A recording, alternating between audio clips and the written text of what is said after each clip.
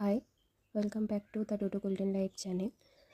কিছু ইনফরমেশান দেওয়ার ছিল। এখন এই সিজন চেঞ্জিং সময়ে যাদের বাড়িতে কুকুর বিড়াল থাকে, একটা ওয়ার্ড আপনারা হয়তো অনেকবারই শুনছেন ভিডিওতে বা ফেসবুকে। তো টিক ফিভার, এই টিক ফিভারটা কি? টিক এক ধরনের পোকা, যেটা আপনার বাড়ির পোষ্যকে কামড়ালে সব টিক যে এফেক্টেড হয় এরকম কিছু না, বাট কিছু কিছু টিক যা আপনার পোষ্যকে কামড়ালে এক ধরনের ফিভার হয়, যেটা টিক ফিভার। এখানে বেসিক্যালি যারা নিউলি পেরেন্টস আছেন তারা হয়তো অতটাও বুঝতে পারবেন না আপনার পোষ্যর কখন ফিভার হচ্ছে বা কখন অসুবিধা হচ্ছে।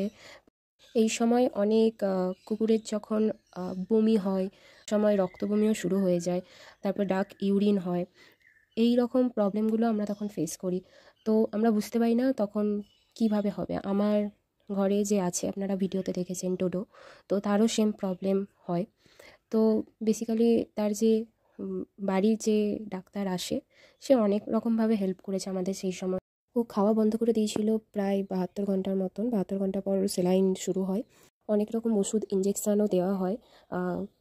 আমরা যে ফার্স্টে যে ওর জ্বরটা হচ্ছিল সেটা আমরা প্রথমত বুঝতে পারিনি।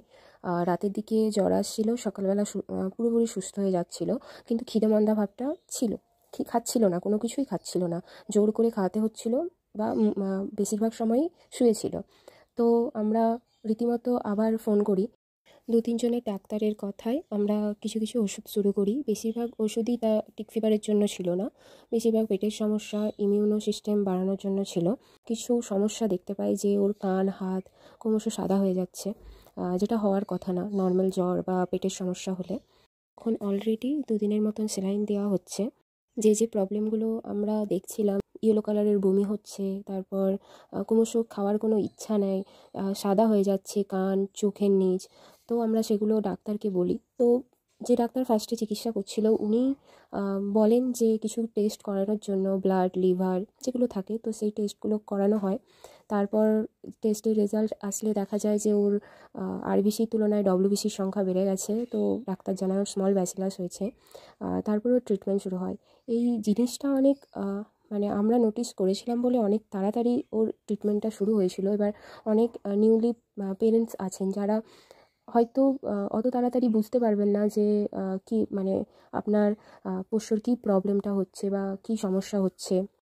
এখনও পুরোপুরি সুস্থ আছে, বাট খাওয়ার ইচ্ছাটা যে আগে যে নিজে থেকে অনেক বেশি খাওয়ার ইচ্ছা রাখতো, সেটা এখন আর নাই। কারণ এখনও ওকে রীতিমতো খাওয়াতে হয় আমাদেরকে হাতে করে। এবার ডাক্তারও বলেছে এটা হলে নাকি 1 বছর লাগে যে খাওয়ার ইচ্ছা বা রোগটা সারতে।